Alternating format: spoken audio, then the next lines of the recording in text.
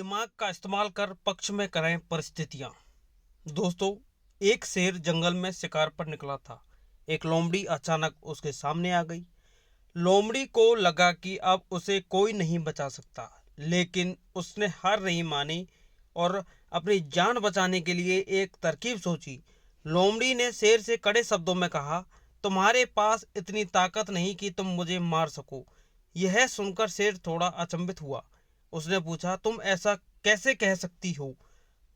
तब लोमड़ी ने अपनी आवाज ऊंची करते हुए बोली, मैं तुम्हें सच बता देती हूँ। ईश्वर ने मुझे स्वयं इस जंगल और जंगल में रहने वाले जानवरों का राजा बनाया है। यदि तुमने मुझे मारा तो यह ईश्वर के विरुद्ध होगा और तुम भी मर जाओगे। कुछ देर चुप रहने के बाद लोमड़ी ने कहा, अगर विश्वास नहीं हो रहा है तो तुम मेरे साथ घूमने जंगल में चलो। तुम मेरे पीछे पीछे चलना और मैं देखना कि जंगल के जानवर मुझसे कितना डरते हैं। शेर इसके लिए तैयार हो जाता है।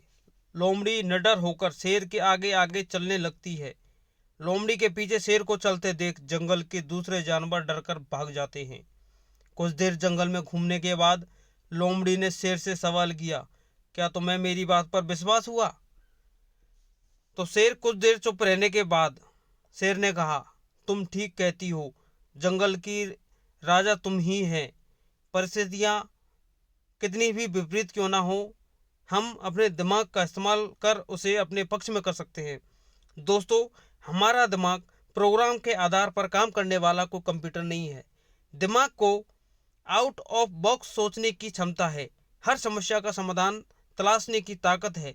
यह तभी संभव होगा जब हम विपरीत परिस्थितियों में भी अपना धैर्य बरकरार रखेंगे और अपने आप को कभी कमजोर महसूस नहीं होने देंगे और किसी भी प्रकार की परिस्थितियों का डटकर मुकाबला करेंगे तो निश्चित ही हमें सफलता मिलेगी। और यह दृढ़ निश्चय, दृढ़ संकल्प